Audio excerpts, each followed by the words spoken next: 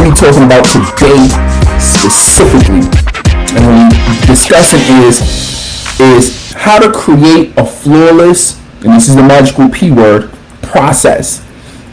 I want you to remember this, and this might be a good time to start taking notes. Anytime you think about scale, right? Well, and what do we even mean when we're talking about scale, coach? We're talking anytime you have something that works. You have something that, meaning that you know that you have an offer that works, or you've already been getting some clients, or you've already had people buying your books, or you already had people enrolling in your master classes, or you already been coaching some people. I want you to think about this. When you think about skill, think about process. Because for you to bring in, when you start thinking about skill, all that really is volume, right? That means you bring in more people, either into your internal team, and you bring on additional customers, right? So it's three things when you think about skill. Think about bringing in additional customers, meaning this month maybe you had 10 customers, and next month, or let's say you got 10 recurring clients. Okay, well the next month now you want to scale, boom, now you want to bump it up to 15, then you want to bump it up to 20, right? If right now you're selling, 10 books a month, and next week you want to scale it up to 30, 50 books a month, right? If you're getting a certain amount of traffic and you're spending $5 a day on Facebook ads, and you want to scale it up and level that up to $20 a day on Facebook ads, the question is going to be, is your process tight enough to be able to handle the additional scale? Because I can tell you right now, and I've went through this right now, like I'm literally in the scale phase, but I can tell you when I was at the beginning of this scale phase, probably, I want to say maybe like a year ago, right? When I was at the beginning, one of the things was I didn't really have a lot of my processes in place, right? It was like, okay, well, we already know we got something that's proven. A lot of people have been getting results.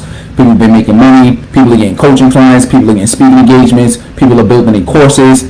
Cool. We already know that it works, and we got more people coming in. Okay, how do we scale this thing to another level? So boom, I'm looking at ads. Right? I'm looking at doing partnerships and different things of that nature. But one of the things that I notice is, let's say from an ads perspective, when I have somebody coming in through ads, and let's say if they want to download of something I'm giving away for free, one of the issues I notice is, okay, well, if somebody comes in, let's say come into your world, and you have a resource that you could give them for free or for a low amount, the question is, okay, well, what are you going to present, or what are you going to have for that person once they come into your world? You know what I'm saying? And if it's, I'm just spending money to give them something free, but then you don't have a process behind it that's going to allow you to continue to add value and then present your product or service, you're not putting yourself in what we call miracle territory. You know what I mean? So when I first did it, and not really when I first, because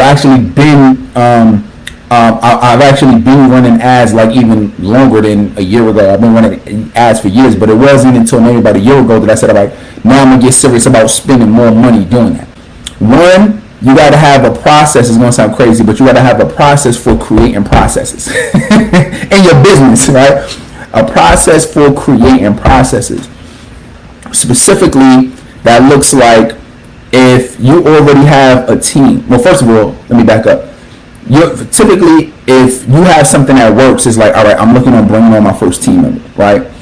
Before you bring them on, you should at least have a process for whatever you're bringing them on for. So if you bring in an admin assistant, and that assistant is going to, let's say, help you look for speaking engagements, or if that assistant is going to help you follow up with clients and do customer service, right? If they're going to, if they're going to be reaching out to people or whatever it is, whatever you're going to have them helping you with, you should have you should know what their role is, and then you should have a process for how to execute on that role. Because other than that, you bringing somebody into your organization, into your business, and then they're just doing random things, and you have nothing to measure them by. You don't know if they're successful at what they do, if they're not successful at what they do.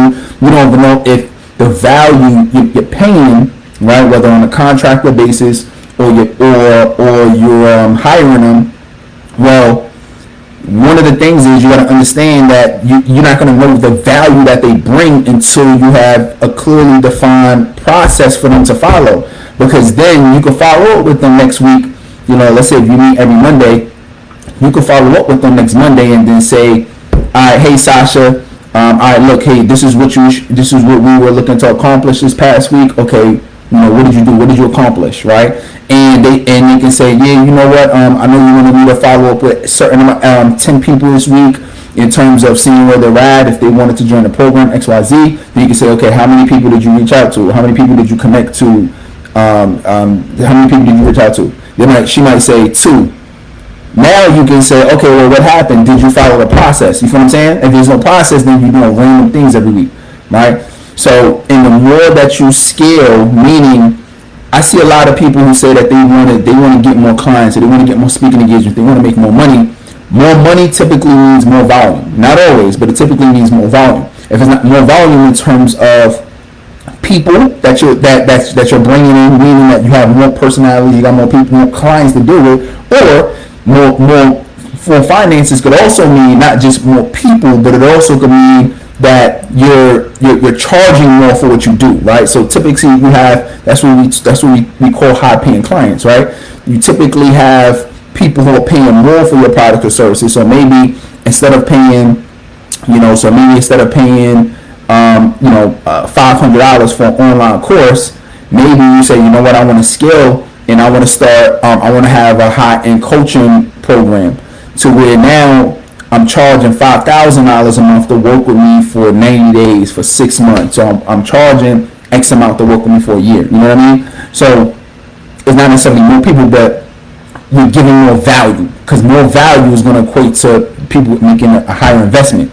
Either way, whether it's more money or whether it's more clients coming in, or whether it's more value, either way, it's very important to understand that there's a process of things that you have to do to take care of the client. It's a process to how do you follow up when somebody's credit card decline? How do you onboard somebody? If somebody comes into your business, or somebody buys from you, do you have a process that they could follow once they come in, or they just pay for the thing and they never hear from you? You feel what I'm saying? Like, what is the process that you're gonna bring them on? What is the process if they leave the program? Most people don't think about that. Somebody leaves your program, what's the process, right? I'm not even saying I'm perfect at these. My goal as your coach is to tell you what's the best practices that's working, right? Or in this case, my goal as your mentor is showing you what the best practices are in terms of business and what you're going to do, right? And I specialize in working with coaches and speakers, people who got a passion, have expertise or experience, and you want to be able to get that out in the world. All right. So if you take anything away, and I'll go ahead and answer one quick question. I got to jump on another call.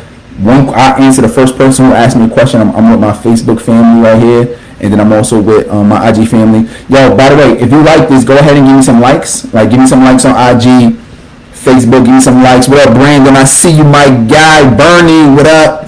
What up? I show you some love. I give you some likes over there. What up? I wave back at y'all too. What up? So, so I mean, if you have any questions, go ahead and ask that.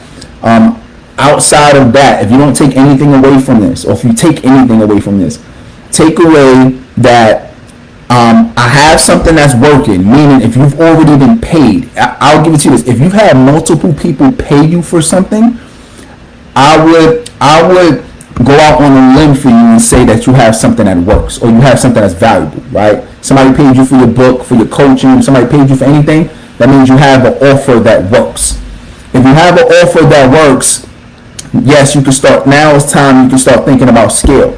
But as you think about scale, I don't just want you to think about bringing more clients in.